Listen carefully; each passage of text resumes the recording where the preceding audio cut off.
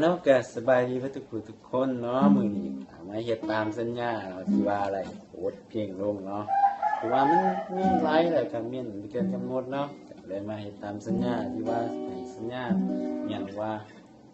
กดไลค์กดแชร์เกินบ่แม่นเนาะกดไลค์แล้วก็เม่นเนาะเกิน1คนล่ะเม่นเกินกำหนด 0.5 คนเนาะก็เลยมาตามสัญญาเนาะก็สิขอดินบทเพลงนี้มอบให้เพื่อนทุกคนเนาะที่ว่าได้กดไลค์กดคอมเมนต์เนาะในมือนั้นก็มองหมดทุกคนเลยบทเพลงนี้ก็มีชื่อว่าหากว่าเนาะก็ให้เชิญรับชมมาฟังพร้อมกันเลยเนาะจดได้เจ้าจะดีได้ดีแล้วเด้อจะดีได้ดีแล้วจะจิตจะดาวจะดีละดีละดีแล้วดีดาวจะดีละดีละดีแล้วดีแล้ว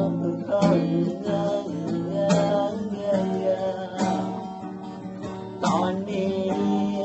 ก็ยังเป็นในแต่เพียงรูปแค่บางคนที่คนฝันแต่ยังไปบ่ทันในหอดคำและหัวเสริง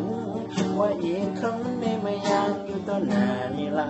ตอนน้องนี่ยังก็ว่าใกล้ๆกันหัวใจมันก็เริ่มสั่นหวั่นไหวเมื่อน้องนั้นได้ส่งสายตามาอยากเกินว่าแม่นกันแม่นแน่เลิกนอนเด้อแม่นสะท้อนน้อง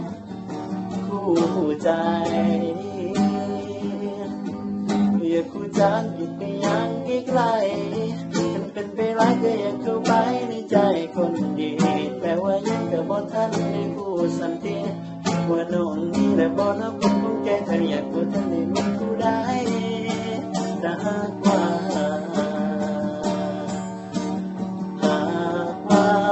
น้องยังขาดผัวหากว่าน้องยังโสดอยู่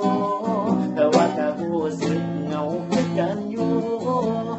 บ่มีหมู่บ่มีคู่บ่มีเพื่อนใจหากวันเอิ้นวันหนึ่งเจ้าอยากมีคนสำคัญอายุนี่แลก็พร้อมที่ยอมเป็นคนคงใจกันแน่นได้น้องเมื่อเป็นคู่ของฝันอ้ายที่